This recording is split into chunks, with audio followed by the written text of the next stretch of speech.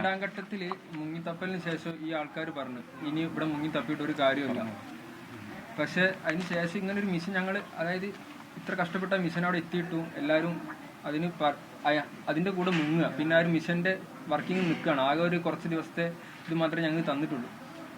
പിന്നെ ഇതൊരു സംഭവം കിട്ടിയതിന് ശേഷം എല്ലാവരും വീഡിയോയിലും ഇങ്ങനെ പറയുക, അതായത് ഈ ഒരു ട്രഡ്ജർ വരാൻ ഞാൻ അത്രയും കഷ്ടപ്പെട്ടിരുന്നു. ആ ഒരു ട്രഡ്ജർ എത്താൻ അയാളെ ഭാഗത്തു നിന്ന് 1% പോലും എത്തിയിട്ടില്ല.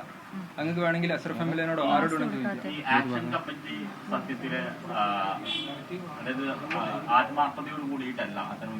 അല്ല, അതൊന്നും നമുക്ക് പറയാൻ പറ്റില്ല. ആത്മാർത്ഥതയോട് കൂടിയിട്ടാണ് അർജുന്റെ പേരിലല്ല. അല്ലല്ല, ആ ഗ്രൂപ്പിൽ കിടന്ന കാര്യമാണോ? ആ ഗ്രൂപ്പിൽ അവരറിഞ്ഞുകൊണ്ടല്ല, മറ്റു ആൾക്കാരൊക്കെ നടത്തുന്നുണ്ടായിരുന്നു. അപ്പൊ നമ്മളെ സംബന്ധിച്ചിടത്തോളം മാനസികമായിട്ട് പല വിഷമം ഉണ്ടായി. അതുകൊണ്ടാണ് ഞങ്ങൾ ആ ഗ്രൂപ്പിൽ നിന്നൊക്കെ പോരാൻ കാരണം. അവരൊറ്റ ഇവർ ഈ പ്രവർത്തിക്കുന്നത് അതാണ് മനാഫ് പറയുന്നത് എന്തോ അത് വിശ്വസിച്ചുകൊണ്ടാണ് അവർ മുന്നോട്ട് പോകുന്നത്. എന്നിട്ടാണ് അവിടെ അന്ന് പിന്നെ ഡ്രഡ്ജർ എത്തിയ സമയത്ത് വന്നിട്ട് എന്നോട് കയർക്കുന്ന അവസ്ഥ ഉണ്ടായത്.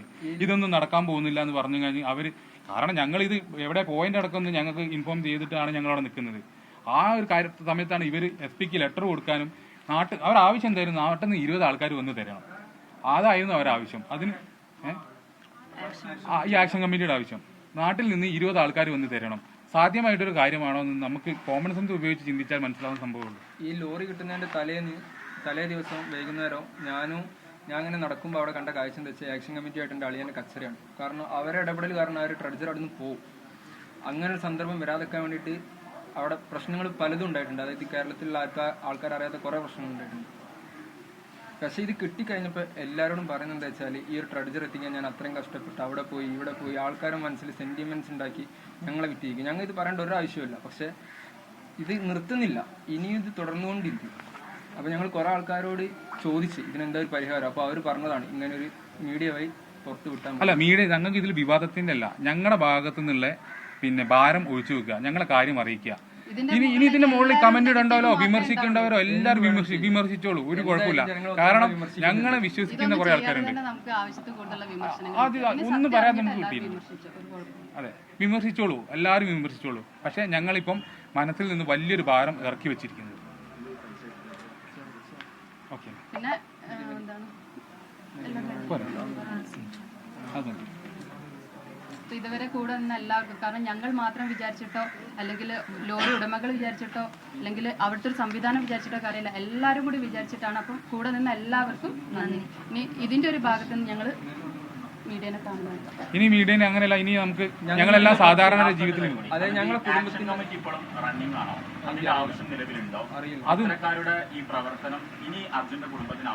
ആവശ്യമില്ല. അത് നിലനിൽക്കുന്നുണ്ടോ, റണ്ണിങ് ഉണ്ടോ എന്നൊന്നും നമുക്കറിയില്ല. ശ്രദ്ധയിൽപ്പെട്ടിട്ടില്ല. അങ്ങനെ ഇനി ഉണ്ടോ ഉണ്ടെങ്കിൽ നമ്മളതിനെതിരെ അവരോട് പറയാനുള്ളത്, നമുക്ക് അർജുനെ ലഭിക്കുകയായിരുന്നു ആത്യന്തിക കർത്തവ്യം. അത് നമുക്ക് ലഭിച്ചു, കാര്യങ്ങൾ കഴിഞ്ഞു. ഞാൻ മനസ്സിലാക്കിയെടുത്തോളം ഇനി അങ്ങനെ ഒരു ഇടപെടൽ ഇല്ല എന്നാണ്. ഇനി ഉണ്ടെങ്കിൽ അതെല്ലാം നിർത്തിവെച്ചിട്ട് പിന്നെ നമ്മളെല്ലാം സാധാരണ പോലെ ഒരു ജീവിതത്തിലേക്ക് തിരിച്ചു പോകാൻ ഉള്ള എല്ലാ സംവിധാനവും നിങ്ങൾ ഒരുക്കി തരണം എന്നാണ് അഭ്യർത്ഥിക്കാനുള്ളത്. അല്ല, അങ്ങനെ പറയുന്നില്ല, അങ്ങനെ ഞങ്ങൾ പറയുന്നില്ല. ഇവിടെ എല്ലാവരും ഇടപെടലുണ്ട്, പക്ഷെ അനാവശ്യ ഇടപെടൽ ഉണ്ടായിട്ടുണ്ട്. അതിനെ നമ്മൾ പ്രതികരിച്ചിട്ടുള്ളൂ. അല്ല,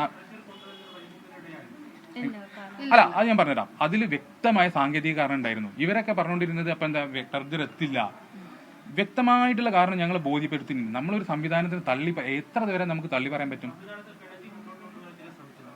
അവർ ശ്രമിച്ചു, പക്ഷെ നമ്മൾ ആ ശ്രമത്തിൽ, കാരണം ഇത്രയും കാര്യങ്ങൾ ഞങ്ങൾ അത് പിന്നെ ചെയ്യുന്നതിന് കാര്യം എന്താണെന്ന് വെച്ചാൽ, ഈ പറയുന്ന രാഘവേട്ടനാണെങ്കിലും ഈ പറയുന്ന AK ആണെങ്കിലും ഒക്കെ ഞങ്ങളുടെ കൂടെ നിന്നിട്ട് ഇതിന് സിദ്ധരാമയ്യ ഉറപ്പ് തന്നു.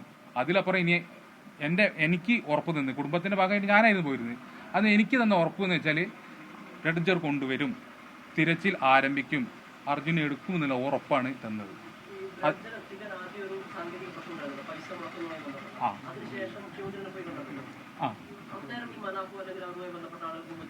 ഇല്ലല്ല, ആരുണ്ടായിരുന്നില്ല.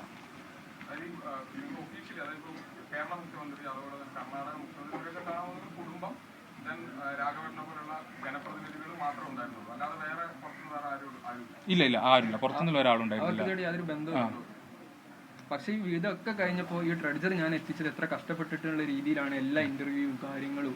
അത് ഫേക്ക് ആയിട്ടുള്ള ഇൻഫർമേഷൻ ജനങ്ങളിൽ എത്തിക്കാം, ഭയങ്കര ഫേക്ക്. അല്ല, ഈ ഒരു വൈകാരിക തലത്തിൽ അത് ജനങ്ങൾ വിശ്വസിക്കുകയും ചെയ്തു. നമുക്ക് ആരും കുറ്റം പറയാൻ പറ്റില്ല. കാരണം രംഗത്ത് കാരണം ഞങ്ങൾ അവിടെ ചോദിക്കാൻ പറ്റുന്ന മാനസികാവസ്ഥയിലല്ലായിരുന്നു. ഞങ്ങൾക്ക് അതിൽ പിന്നെ ഇങ്ങനെ ഒരു കാര്യങ്ങൾ പറയാൻ പറ്റിയ അവസ്ഥയിലായിരുന്നില്ല. കുടുംബമാണെങ്കിലും ഞങ്ങൾ ആ സമയം എന്ന് പറഞ്ഞാൽ അത്രയും വൈകാരികമായിട്ടുള്ളൊരു സമയത്തൂടെയാണ് ഞങ്ങൾ കടന്നു പോയിരുന്നത്. ഞങ്ങൾ എപ്പോഴും ഒരുമിച്ച് സംസാരിച്ചു, കുറേ അങ്ങോട്ടും ഇങ്ങോട്ടും വിളിച്ച് കരഞ്ഞു. ഇത് നമ്മൾ പിന്നെ അവിടുത്തെ അതാ ഞാൻ പറഞ്ഞത്, മാധ്യമപ്രവർത്തകർ ഉചിതമായ ഒരു തീരുമാനം. ഞങ്ങൾ ആ സമയത്ത് മയക്കം കൊണ്ട് ആരും വന്നില്ല. പിന്നെയും വരുമ്പോൾ ഞങ്ങൾ കരഞ്ഞു പോയി. പക്ഷേ അങ്ങനെയല്ല, അതാണ് മാധ്യമങ്ങളോട് ഞങ്ങൾ. പിന്നെ ഇവിടെ എനിക്ക് വേറൊരു കാര്യം പറയാനുള്ളത്, അർജുനെ ഇവിടെ കിടത്തിയപ്പം എല്ലാ മാധ്യമപ്രവർത്തകരും വന്ന് പുഷ്പാർച്ചന നടത്തിയൊരു വികാരം വരുന്ന ഒരു കാഴ്ച ഞാൻ കണ്ടു. ഞങ്ങളിപ്പോഴും പറയാറുണ്ട്, മാധ്യമപ്രവർത്തനമല്ല, അതിനുപരി അർജുൻ്റെ കൂടെ നിന്നു എന്നുള്ളതിൻ്റെ ഏറ്റവും വലിയൊരു തെളിവായിരുന്നത്. ഞങ്ങൾ വളരെ നന്ദി കടപ്പാട് അതിൽ രേഖപ്പെടുത്തുന്നുണ്ട്. ഇതൊരു പക്ഷേ ഞങ്ങളെ ഒരു പക്ഷേ അല്ല, ഇത് ഞങ്ങൾ അവസാനം മീഡിയനെ കാണുന്നതാണ്. ഞങ്ങളെ കാര്യങ്ങൾ ഞങ്ങൾ ശേഷം വന്നിട്ടില്ല, ഞങ്ങൾ നിർത്തിയൊരു കാര്യമാണ്. പക്ഷെ ഒരാൾ എത്ര ബന്ധപ്പെട്ടിട്ടും മിണ്ടുന്നില്ല, തിരിക്കുന്നില്ല. കാരണം അവരതിനനുസരിച്ച് പൊക്കുക. എന്തായാലും ഞങ്ങളെ നെഞ്ചത്ത് കയറി പോവുക. അവരെ കുടുംബക്കാർ പോയി നോക്കി, അവരെ ഡയറക്റ്റ് കോണ്ടാക്ട് ചെയ്ത്, പക്ഷെ ഒന്നും ഫലം കാണാതെ ആകുമ്പോഴാണ് ഇന്നും എത്ര വീഡിയോസ് ഇറങ്ങിയിട്ടുണ്ടെങ്കിൽ യൂട്യൂബിൽ മനസ്സിലാവും. എത്ര വീഡിയോസാണ് മുക്കാൾ യൂട്യൂബ്സിൽ വരുന്നത്. ഇതൊക്കെ ഞങ്ങൾക്ക് അതൊരു ഭയങ്കര പ്രശ്നമായിട്ട് വരികയാണ്. ഓക്കെ, ഇല്ല അത് നമുക്കറിയാം. അതില്ല, നമുക്ക് കിട്ടിയ ഇൻഫർമേഷൻ ആണ്. പൈസ ചോദിക്കുന്നത് ഈ ഒരു സംഭവത്തിന് വേണ്ടിയിട്ടുള്ള രീതിയിലാണ്. പൈസ കളക്ട് ചെയ്ത് നിൽക്കില്ല, പല ആൾക്കാർ ഇവർക്ക് കൊടുക്കുകയാണ്. മനാഫ് നിർബന്ധിച്ചിട്ടായിരിക്കില്ല, അയാൾ നിർബന്ധിച്ചിട്ട് പൈസ മേടിക്കുന്നതായിരിക്കില്ല. ചില അങ്ങനെയല്ല, ഈ അർജുന്റെ കുടുംബത്തിന് കൊടുക്കണം എന്ന് പറഞ്ഞിട്ട് പല ആൾക്കാരും കൊടുക്കുന്നുണ്ടാവും. അതാണ് എന്നോട് പറഞ്ഞിട്ടുണ്ടായിരുന്നത്. അർജുന്റെ മോനൊരു ഫണ്ട് ഉണ്ട്, കുറച്ച് ഓരോ ആൾക്കാർ തന്നിട്ടുണ്ട്, ഞാൻ അവന്റെ മോനെ മേലിൽ ഡെപ്പോസിറ്റ് ഇടാം എന്ന് എന്നോട് പറയാൻ കാരണം അതായിരിക്കാം. അദ്ദേഹം മനഃപൂർവ്വം മേടിക്കുന്നുണ്ടെന്ന് ഞാൻ കരുതുന്നില്ല. ഓക്കെ, ശരി.